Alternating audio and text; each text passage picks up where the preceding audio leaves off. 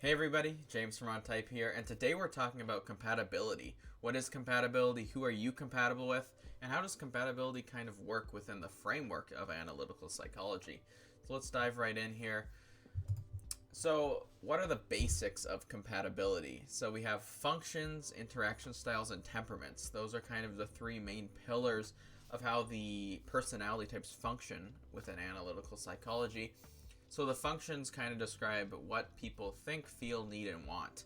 So, it's pretty simple. It's our judging, perceiving, how we perceive the world, and how we judge others and ourselves.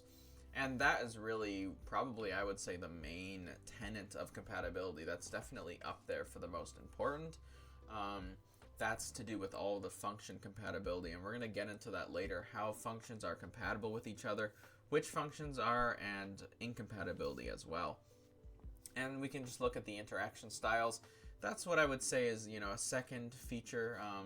Not as important as the functions, but still important as well. This is how you interact with others socially. So this has to do with, in a social setting, who's going to be talking more, who's going to be initiating conversation with others, who's going to be responding to conversation. And we'll kind of discuss how verbose people are, how quick people talk, things like that, into how they interact. And then we have the temperaments. The temperaments a little less important. This has to do with more of a general worldview and a disposition. And as you'll see as we go, these can be mixed and mashed a little more than the other ones, but still can be definitely a tenet of compatibility. So we'll look at the pairings. We'll look at the pairings from incompatible to compatible, or vice versa, and we'll see how this compatibility works and where it comes from. So here we have the types that INFJs are compatible with. We can start here. We have ENFP being the golden pair, INFP being silver, ESTJ being bronze, and then we have kind of a descending order of compatibility from there. It's not exactly perfect, but essentially you're going to see that compatibility comes from people with the opposite functions that you have. So INFJs start with introverted intuition hero, and their first most compatible has extroverted intuition hero. So the opposite, not complete opposite, but opposing.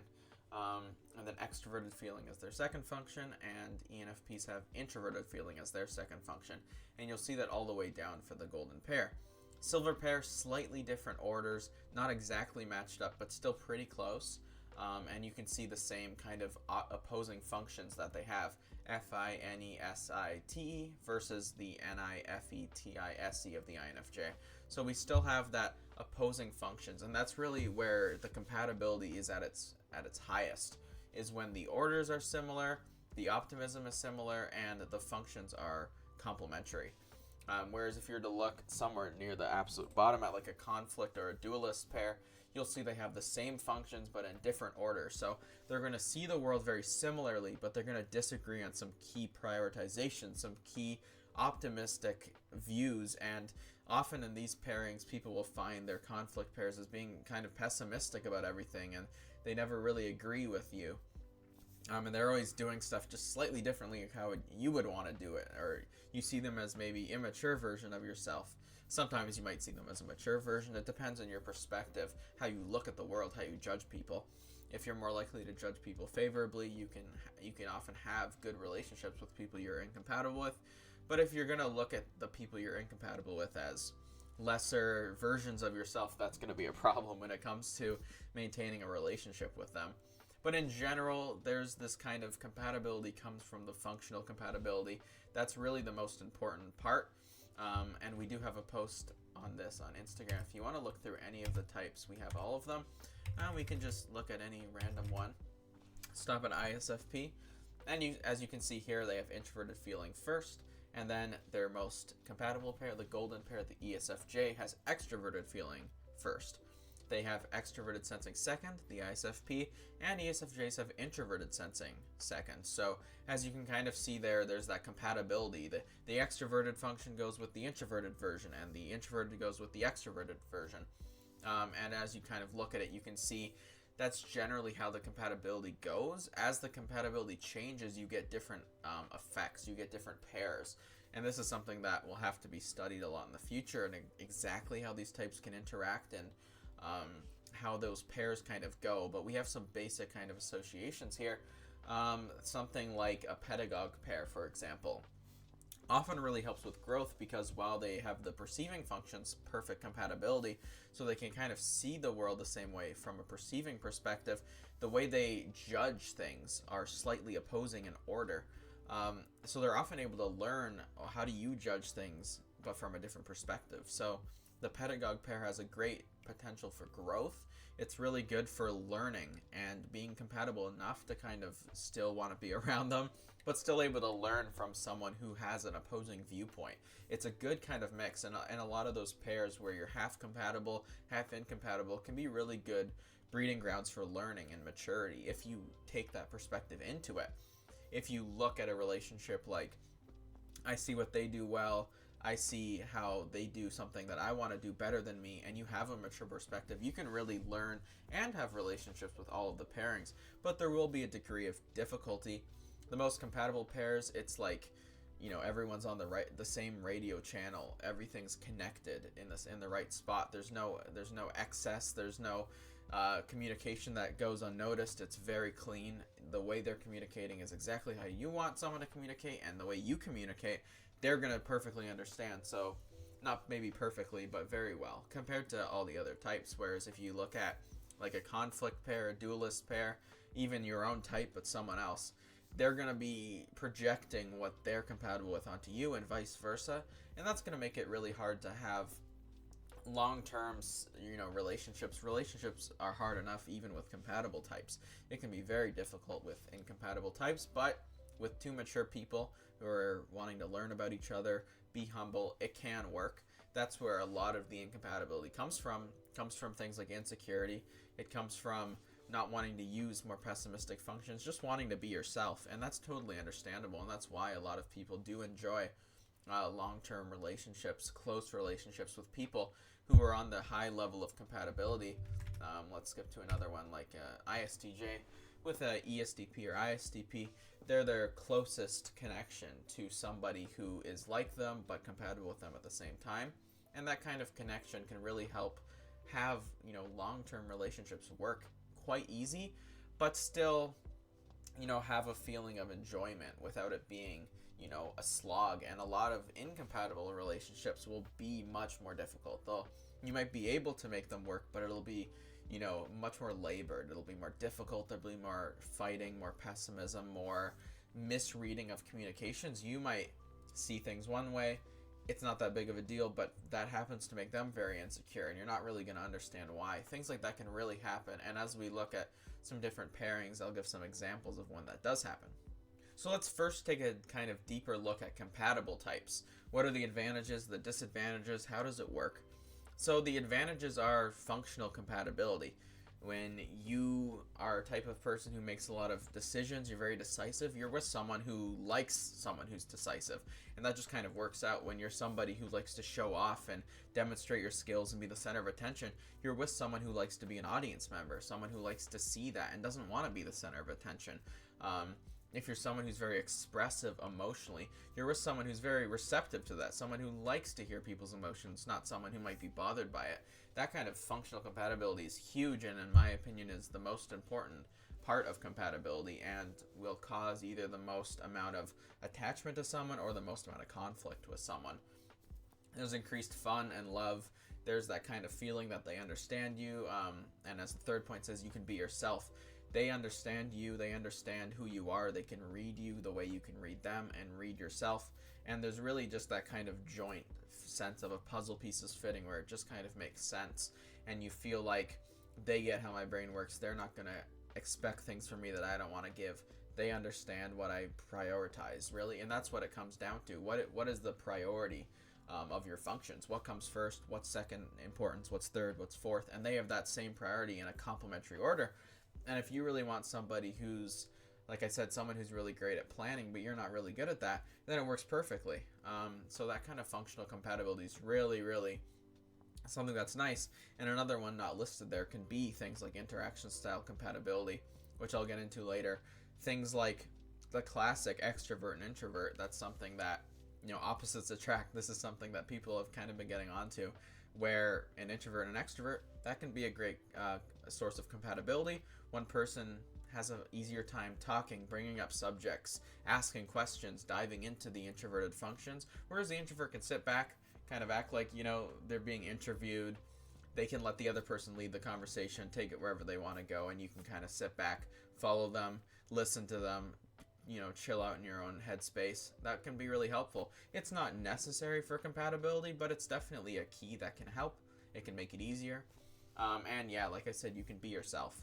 That's really the most important part about compatibility. You feel like if you say something, they're not going to judge you for being weird. They're not going to judge you for being dumb or a bad person. They're going to totally understand it. Often there can be differences, maturity levels, age levels, nurture levels, different cultures. It can change a lot, but from just a very general perspective, on a general basis, especially when compatible types get to know each other, there's a sense of being able to, your sense of humor is similar to theirs.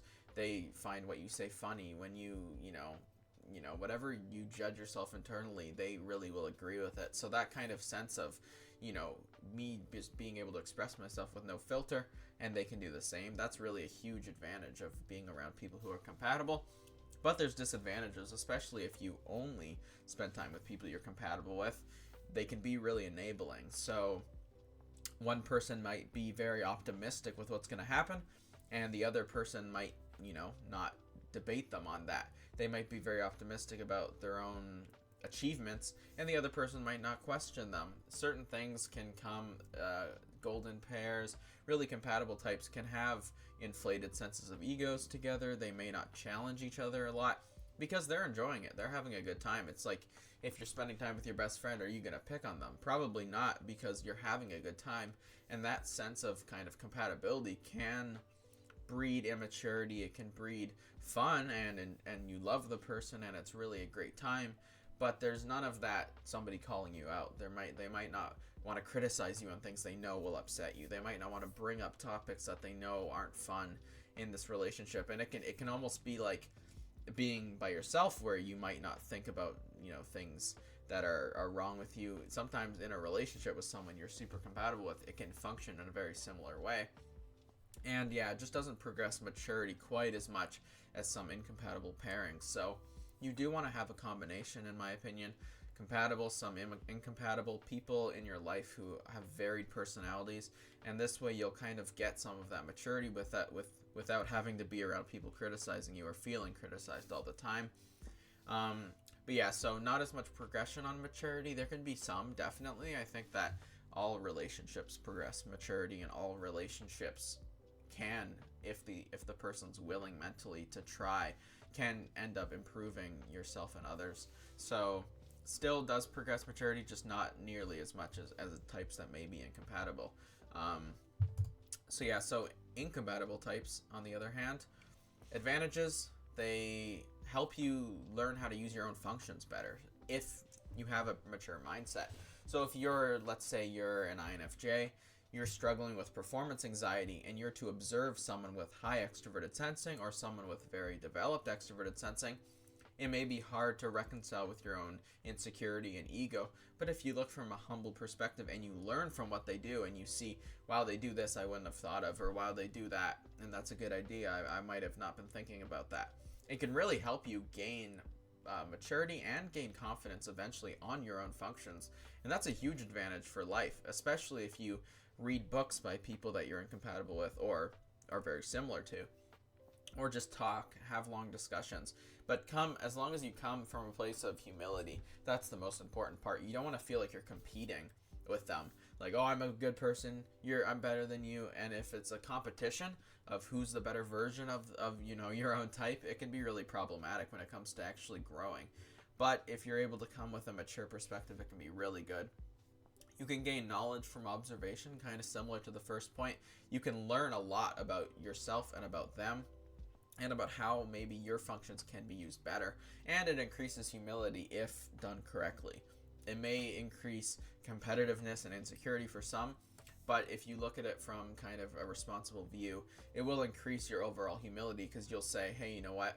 I understand I'm not the best in the world at this. I know there's other people who are really good, but I'm still going to try. I'm still going to improve myself.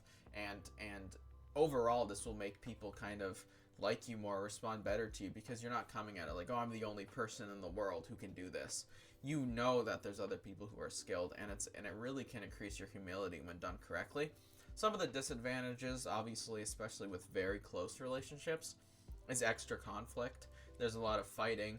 People are going to think, this person's too stubborn, this person's too arrogant, this person is so optimistic about this thing, they should be more pessimistic, but they're really pessimistic about this thing and they should be more optimistic. And so that kind of extra conflict can be a problem. And increased insecurity, especially with younger people.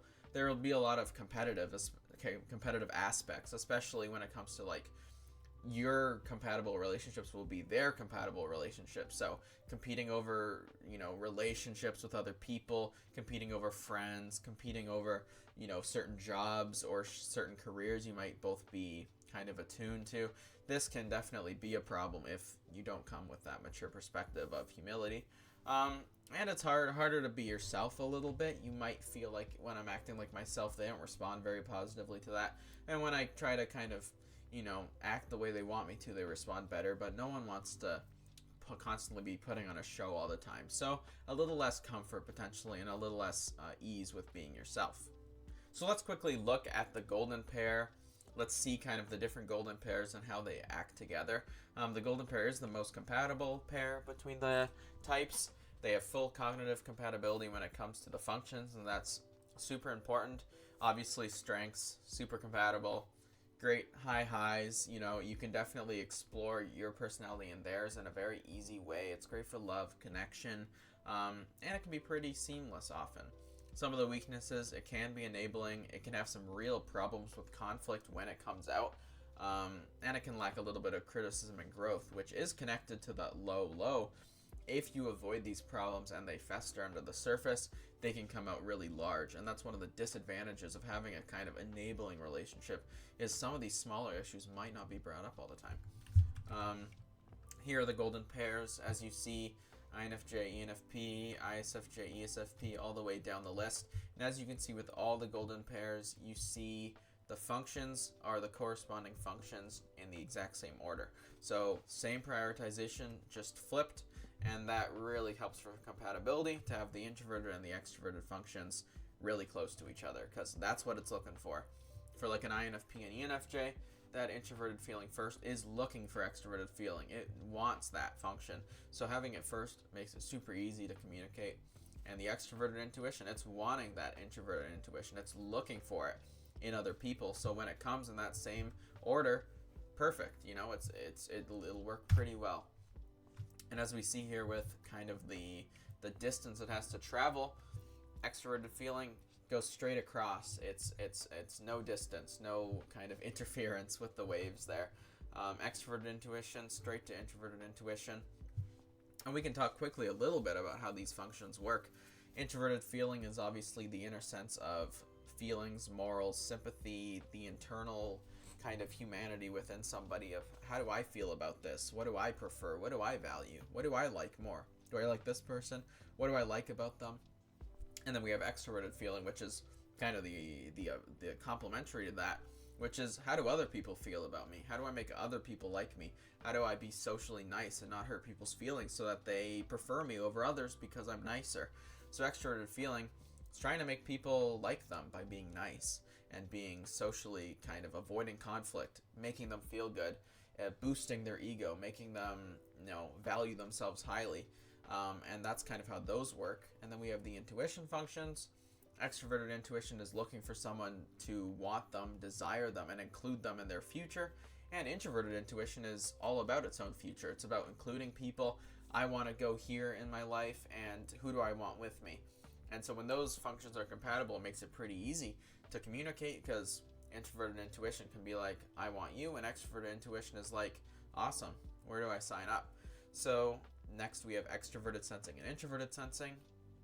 Introverted sensing is all about its own experience. What has it experienced in the past? So it'll remember experiences with others, and if they're good, it'll be more loyal to them. It'll prefer them over others.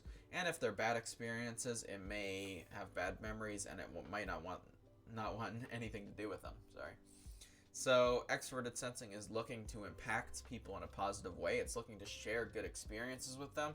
It's looking to have joint experiences where it'll be memorable in a positive light, so that the introverted sensor remembers them fondly and keeps wanting to be around them.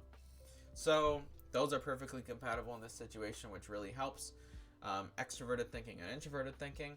Introverted thinking is all about what is true. It's all about what they think. So introverted thinking will think things through. They'll try to verify what people say to see if it actually makes sense. Introverted thinking is all about things lining up and making sense. If you tell me 1 + 1 = 2, and then you say 1 + 2 = 1, that doesn't make sense based on the framework that's been set out. That's all introverted thinking tries to do, is make sure things are making sense. Extroverted thinking wants to know what introverted thinking thinks. It wants to know, what do you think about this? What do you think about things? Because it lacks that function in a strong capacity itself. So it's always trying to listen to what people think, listen to what they kind of deduce about the situation, and it's not going to try to compete too much. It's going to let them have what they're saying. And so all the golden pairs basically function this way, but in different orders, and that's kind of an extra layer of complexity to it. Is, there's the heroicism of the first function, the responsibility of the second, the innocence and childishness of the third, and the aspiration and fear of the fourth. So when these go together, they work really well because they guide themselves forward. They kind of nurture their own functions, and they can kind of help support the functions that each person has. So then let's look at the silver pair. So silver pair is second most compatible. So strengths, same as the golden pair, pretty compatible. Good for kind of gaining that knowledge and learning as well, because there's kind of a slight difference in optimism and pessimism, as we'll look, and it can kind of have a teaching effect. Not quite as strong as maybe like a pedagogue, but a little bit more than a golden pair. But it can have conflict because of this miscommunication. As we see here, these are all the types. As you see, it's instead of it being an extrovert with an introvert and having that perfect compatibility, it has introverts with introverts and extroverts with extroverts. So as you see, there's a slight incompatibility here. I'll show you kind of on this next slide.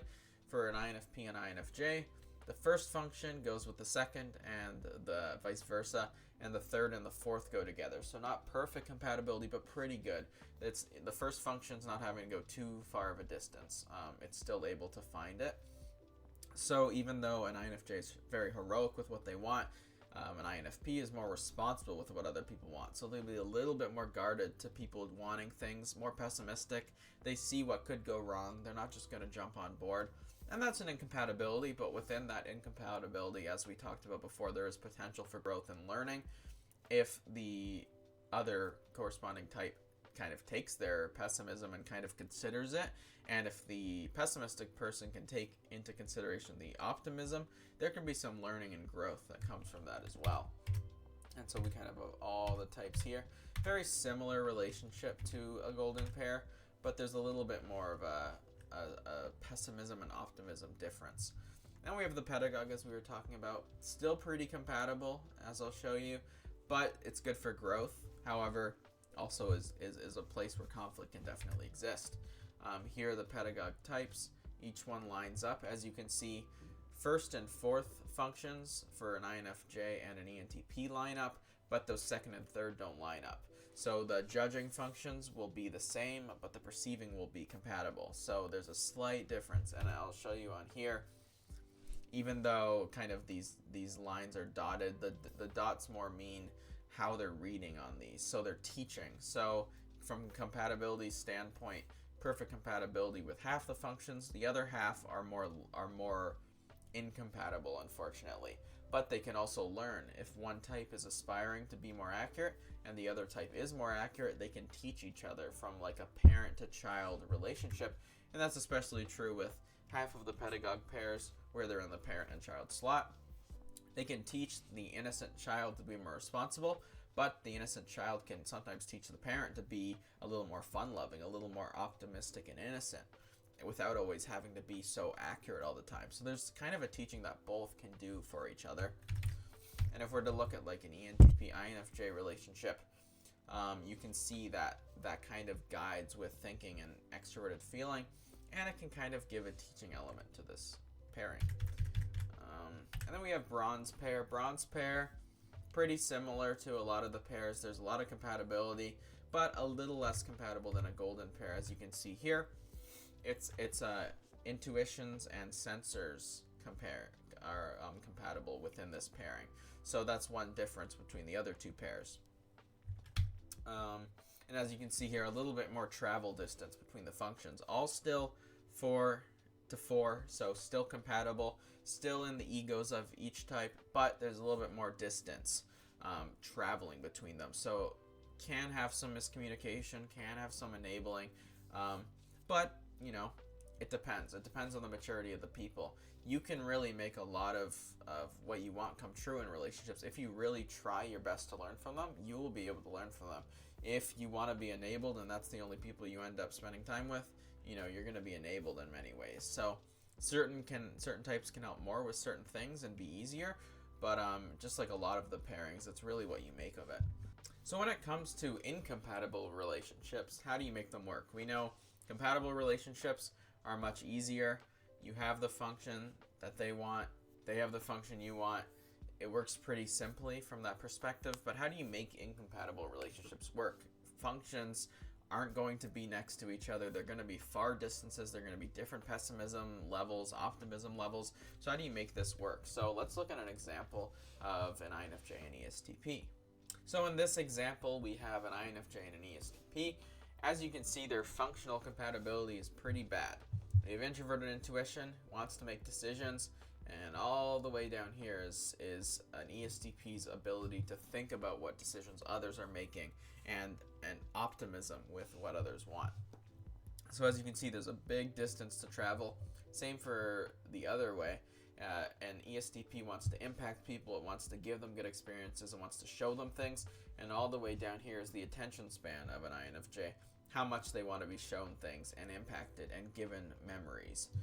So very low memory capacity for an INFJ, whereas an ESTP much higher. So there's a lot of conflict that can come from these pairings. So how do you make this work? Let's say you have a friend who's this type, you're incompatible with them. What do you do? So let's say we can pick any of the functions. Let's just pick introverted intuition. So let's say that the introverted intuition of an ESTP is 4th, and they want to make decisions. They're not too keen on other people making decisions because they're kind of afraid they don't make good decisions. So they don't want the competition. They don't want to have to admit that someone else might have made a better decision. So it's really important for them to emulate extroverted intuition. And this kind of means let them make the decisions. Give them the opportunity. Say, here are some options.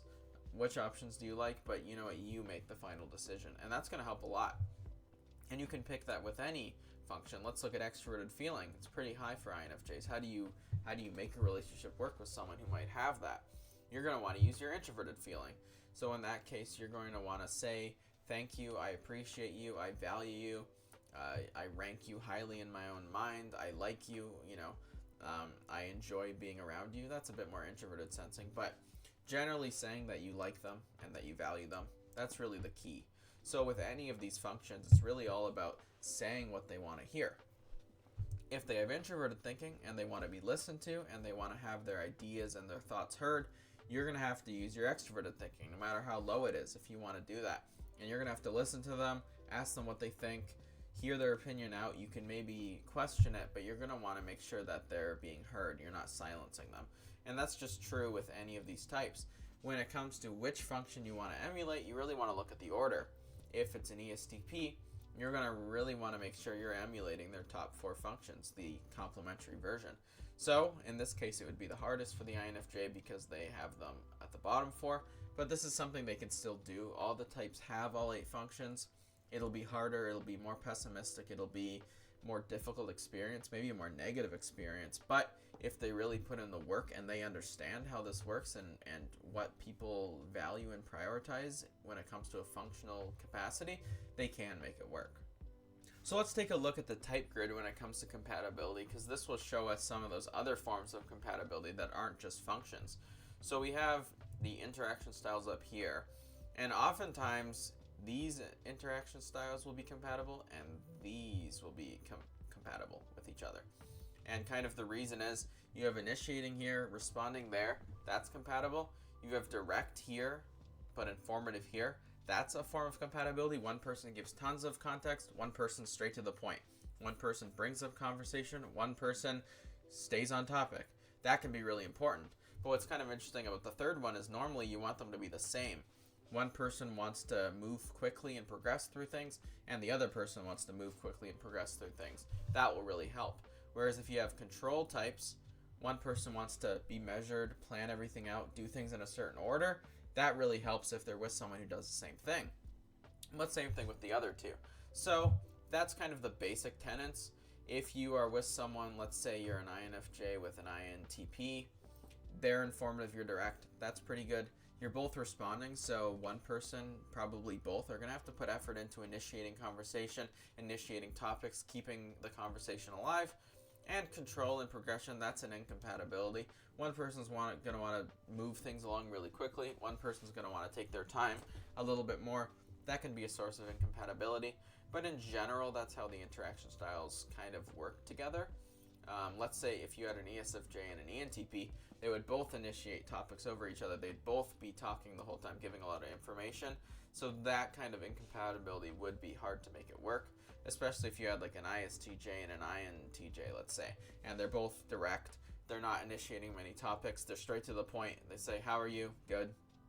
You know, conversation might be difficult because there's not going to be a lot of words going on. But then if we look at the temperaments, we have idealists, intellectuals, artisans, and guardians. Idealists often do really well together. When it comes to temperaments, it's a little less important when it comes to relationships. The abstraction versus the concrete can often be a compatibility issue. One person's really abstract, looks towards the future, sees possibilities. They're going to want someone who can follow their kind of imaginings. Whereas someone who's concrete, literal, is going to want to just look at the literal. They're not going to want to get into what might happen, because to concrete types, if is just something that like could be anything. You know, it could have happened, it could have not have. It doesn't, one's not more possible than the other, whereas abstract types are kind of more interested in seeing which possibility was the most likely, by what percentage. What were the most likely possibilities, the least likely? Whereas concrete types are just like, whatever happened, there's no changing it, don't want to think about it. And, you know, they don't want to look too far ahead. Whereas affiliative and pragmatic, affiliative types like working with others, they like doing things as a team. They want to, you know, they don't want to be the only person doing it. They don't want that. They want to have other people on their team. They want to work together with others. And that can work really well if they're in relationships with each other as well. Whereas pragmatic types, they want to be more independent. They want to do things on their own, do things in ways that make sense, do things in ways that are efficient, and more importantly than that, do things in ways that just, it works. It's practical, it's pragmatic. Oh, this works better than this, I'm going to do that. And they might not care if it's socially acceptable or if it's, you know, something that's, you know, the right thing to do from a, you know, helping other people context. They're just going to wonder what's kind of effective. So that effective versus more interdependent approach can affect compatibility, especially if one person's pragmatic, one person's affiliative. The affiliative type will want to do things kind of in a more group sense, and the pragmatic type might be more practical and independent, and that can cause issues. And then when it comes to being interest focused or systematic focused, it's not super important with relationships. Interest types kind of look at individual cases, where systematic types look at, you know, the overall, the whole of the picture. And this can affect compatibility, but I would say a lot less. It's not as important as some of the other things. And a lot of these can be worked on much easier than the functions. The functions are everything we say. It's every sentence that we have, we're using a function. So in a day, that's a lot of hours using those functions. Whereas the temperaments are more of an overall view of how someone is. So while very important, a little less important than just the functions. But as you can see here, there's a lot of compatibility even on the type grid. ENFJs are obviously very compatible with INFPs and INTPs. ENFPs are very compatible with INFJs and INTJs. And I would really recommend you look at the type grid, you look at kind of the list of compatible types, and you kind of see where they are.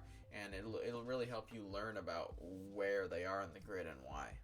So I hope this explains a little bit about who you're compatible with and why. I'm definitely willing to go into more depth on different videos, talk about the kind of intricacies of functional compatibility and all of these types of compatibility, and even how to make things work with people you're incompatible with. So if you guys want more and enjoyed, let me know in the comments. Thanks so much for watching, and I hope you have a great day.